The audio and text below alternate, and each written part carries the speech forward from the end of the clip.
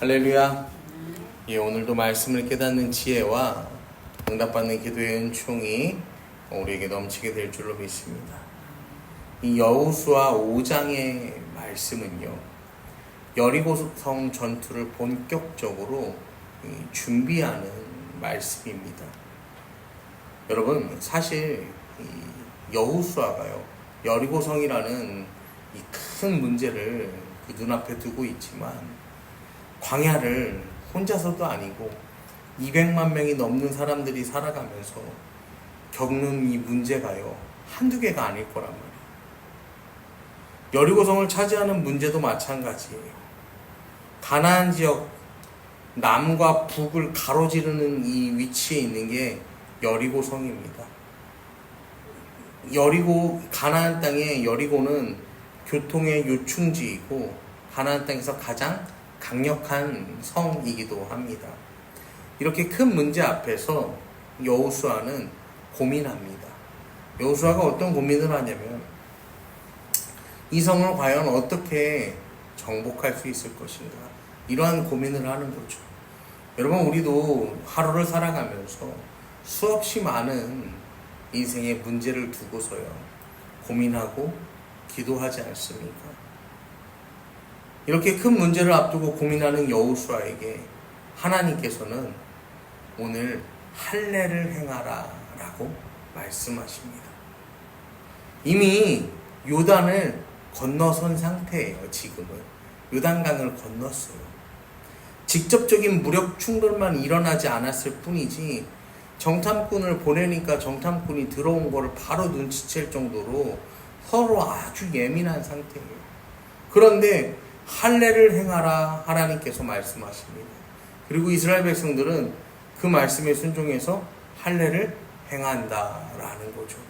여러분, 이런 광고 보신 적 있을 거예요. 당일 입원, 당일 수술, 당일 퇴원. 보셨어요? 보셨죠? 그런데요, 이게요, 말이 안 되는 소리가 아니고 실제로 가능하죠. 문제는 그렇게 하면은 몸이 버텨낼까요? 몸이 버텨내지를 못하죠. 이게 크든 작든 간에 후유증이 있고 회복의 시간이 있단 말이에요. 어쨌든 당일에 수술은 가능하지만 그런 거야. 할례도 그 당일에 행할 수 있는 거야. 그렇지만 회복하는데 일주일 정도의 시간은 필요하단 말이에요. 지금 의술이 발달한 이 시대에도 일주일 정도는 회복의 시간이 필요한데 그때는 어땠겠어요? 여러분, 하나님께서 왜 할례를 행하라고 하셨을까요? 1절부터 3절을 보면요, 요단 서쪽의 아모리 사람의 모든 왕들과 해변의 가나안 사람의 모든 왕들이 여호와께서 요단물을 이스라엘 자손들 앞에서 말리시고 우리를 건너게 하셨음을 듣고 마음이 녹았고 이스라엘 자손들 때문에 정신을 잃었더라 라고 성경은 말합니다. 가나안 7족속 중에 대표적인 두 종족을 말하는 거예요. 산에 사는 아모리, 그 다음에 해변에 사는 가나안. 여러분, 산에 사는 아모리는 이 블레셋, 이 사람들이에요. 그러니까 강해. 그리고 해변에 사는 가나안 사람들은요, 대체적으로 약했어요. 그러니까 가나안 땅에 사는 강하거나 약하거나 모든 족속이 지금 다 어떤 상태라는 거예요? 마음이 녹았고 그리고 정신을 잃었다라는 거예요. 하나님께서 요단을 멈춰 세우신 그 일을 보고 듣고 마음이 녹았고 정신을 잃었다라는 거예요. 하나님께서는요, 자기 백성을 위해서라면요, 달도 멈추시는 분이에요. 해도 멈추고 달도 멈추고 바다도 가르시고 강도 멈춰 세우시는 분이 우리 하나님이시잖아요. 그 하나님께서 행하신 일 때문에 지금 정신을 잃었다는 거예요. 완전 마음이 녹아버렸다는 거예요. 그때의 하나님께서 부싯돌로 칼을 만들어서 이스라엘 자손들에게 다시 할례를 행하라 하시며 다시 할례를 행하라고 말씀하시는 거예요. 여러분, 여기 다시라는 게 뭐냐면요, 히브리어로 슈브라고 하는데, 이 슈브가 뭐냐면은 원래대로 돌아가게 하다라는 뜻이에요. 회복하다라는 뜻이 있어요. 그러니까 다시 할례를 행한다라는 뜻은 우리가 오늘 말씀을 1절부터 쭉 읽어서 아는데, 하나님, 그들이 할례를 모르는 백성, 그러니까 하나님과의 언약이 어땠던 백성이에요? 끊어졌던 백성이었던 거죠. 하나님과의 언약의 관계가 끊어졌던 그 백성이 언약을 다시 맺는 그 과정이 오늘의 말씀이에요. 언약이 깨어졌던 이스라엘 백성들이 하나님이 지켜주시는 백성으로 회복되는 과정, 하나님이 붙잡아 주시는 언약의 재성취가 슈브, 다시 할례를 행하는 일이었다라는 것입니다. 하나님이 할례를 말씀하시는 이유는요, 할례를 행하면 일주일 정도의 회복의 시간이 필요한데 이 회복의 시간까지도요 하나님께서 뭐라고 하시는 거예요? 그러면 사람이 전쟁을 할 수 없잖아요. 가나안 사람들이, 여리고 사람들이 그걸 지켜보고 있다가 우와 하고 밀고 들어오면 어떻게 되는 거예요? 그대로 다 쓸려 나가는 거잖아요. 그런데 이 싸움은요, 이 앞둔 전쟁은요, 너희의 싸움이 아니라는 거야. 정결과 거룩함의 싸움이라는 거죠. 그래서 할례를 행하라고 말씀하시는 거예요. 부싯돌로 칼을 만들어서 할례를 행하라는 거예요. 아브라함 때에는 그랬어요. 아브라함 때는 부싯돌로 칼을 만들었어요. 그때는 철기 문화가 발달을 안 했으니까. 지금은 철기 문화가 발달한 시대예요. 이 성경의 배경이 되는 이 여리고 전쟁을 앞둔 때예요. 그럼에도 불구하고 부싯돌로 칼을 만들어라 하나님 말씀하세요. 여러분, 할례는요 단순한 어떤 의식이 아니라 인간의 마음속에 있는 의심을 깨트리는 이 믿음의 고백이죠. 왜냐면은 아브라함이요 자기 힘으로 자녀를 얻으려는 마음을 잘라버리고 모든 생명의 근원이 하나님께 있음을 고백하는 행위가 이 할례였어요. 그러니까 이러한 고백을 다시 회복하기 위해서 하나님께서 할례를 행하라고 명령하신 거예요. 그래서 이 성경에도 보면은 여호수아가 부싯돌로 칼을 만들어 할례산에서 이스라엘 자손에게 행했다라고 하잖아요. 학자들이 추정하기를 대략 한 70만 명 정도의 남자가 할례를 받았을 것이다 라고 추정을 합니다. 그래서 이제 뭐 이렇게 산이라는 표현이 쓰였는지 모르겠는데 다시 할례를 받는 이 슈브, 회복의 시간이요 우리에게도 있습니다.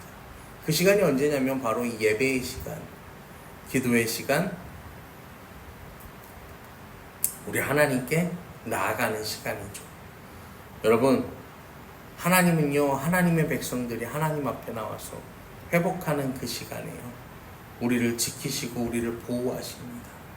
할례 받고 그들이 회복하는 동안에 여러분 왜 그들이 공격받지 않아요? 하나님 이미 말씀 1절에 나와 있잖아요. 그들의 정신이 다 나가고 어떻게 해요? 마음이 다 녹아버려서 감히 공격할 생각을 못하는 거예요. 그들에게 혼란이 와서요 이 혼돈이 오고 두려움이 찾아와서 아무것도 할 수 없는 거예요. 하나님은 그렇게 우리를 지키시고 보호하세요. 우리는 이 할례 사건을 통해서 이 여호수아는요 이스라엘 민족 앞에 놓인 전쟁의 참된 의미를 깨닫습니다. 그래서 13절 말씀을 우리가 함께 보시면 여호수아가 여리고에 가까이 이르렀을 때 눈을 들어본즉 한 사람이 칼을 빼어 손에 들고 마주 서 있는지라 여호수아가 나아가서 그에게 묻되 너는 우리를 위하느냐 우리 적들을 위하느냐 하니 첫째로 여호수아는요 이 할례를 통해서 하나님은 이 싸움이요 이 단순히 육신의 싸움이 아니라 영적인 싸움이라는 사실을 깨닫게 됩니다. 여호수아가 눈을 들어본즉 한 사람이 칼을 빼어 손에 들고 마주 서 있는 것을 봐요.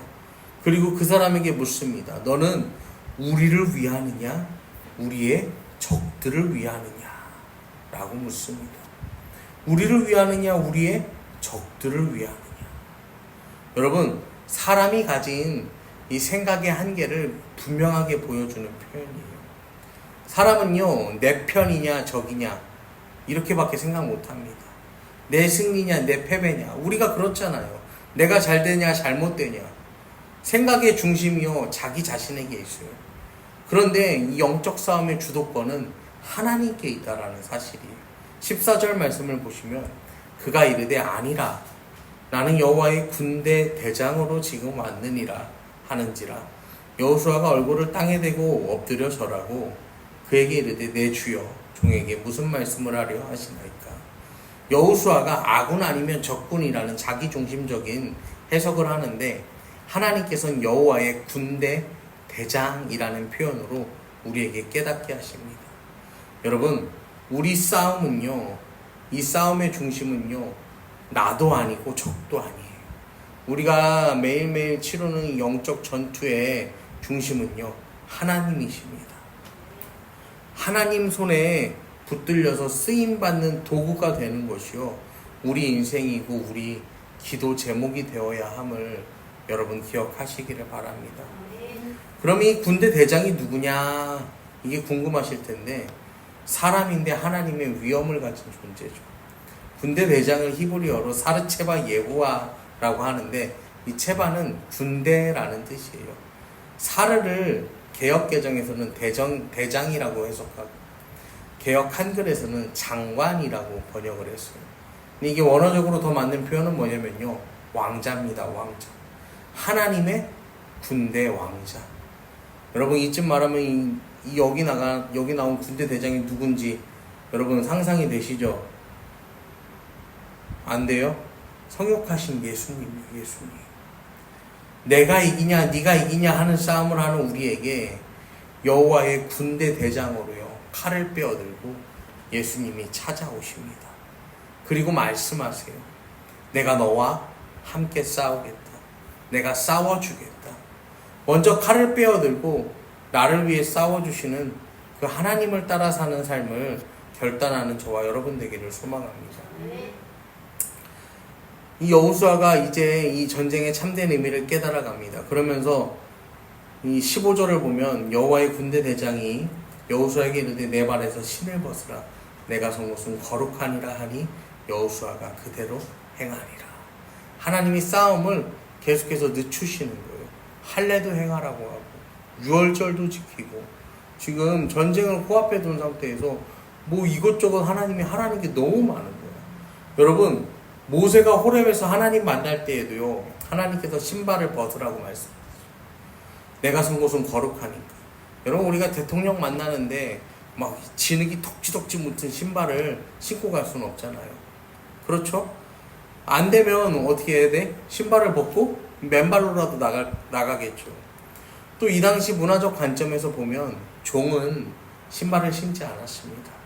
그래서 이제 신발을 벗으라는 그런 의미도 있는데, 여러분, 이 단순하게 신만 벗는 게 아니죠. 갑옷도 벗어야 되고 무기도 풀어야 되는 거예요. 전쟁을 코앞에 둔 총사령관이 할 만한 일이 아닌데 그렇게 하는 거예요. 시간이 이미 지체됐는데 하나님께서는 계속 시간을 지체하게 하세요. 사람의 마음은 급해 죽겠는데 하나님은 멈추라고 하는 거예요. 나는 빨리 문제를 해결해야 되는데 하나님은 자꾸만 장애물을 주시는 것 같고 나를 잡아두는 것 같을 때가 있어요. 우리 삶에 문제들이 생겨서 내가 빨리 나아가지 못하는 일들이요, 여러분 때로 경험될 때가 있습니다. 왜 그럴까요? 여러분, 내 마음은 급한데, 사람의 마음은 이렇게 급한데 하나님은 왜 자꾸 지체하시는 걸까요? 하나님은 왜 시간을 자꾸 우리가 꼭 허비하는 것처럼 이끌어 가시는 걸까요?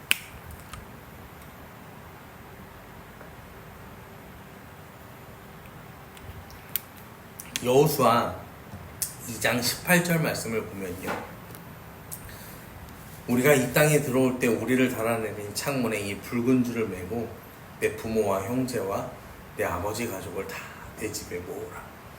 정탐꾼 2명이 가나안 땅에 들어갔을 때 이 정탐꾼 둘을 기생 라합이 살려줍니다. 그리고 그 기생 라합이 당신들이 이 땅을 정복할 때 구원해달라고 부탁을 하니까 뭐 하는 거예요? 그러면 이 집에다가 붉은 줄을 메어라. 그리고 이 집에 다 모아라는 거야. 너의 가족들을 모아라. 그러면 여기 있는 사람들은 살려주겠다라는 거죠.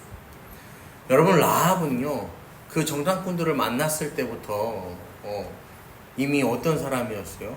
하나님이 행하신 그 일을 듣고 뭐한 사람들이야? 뭐 했어요?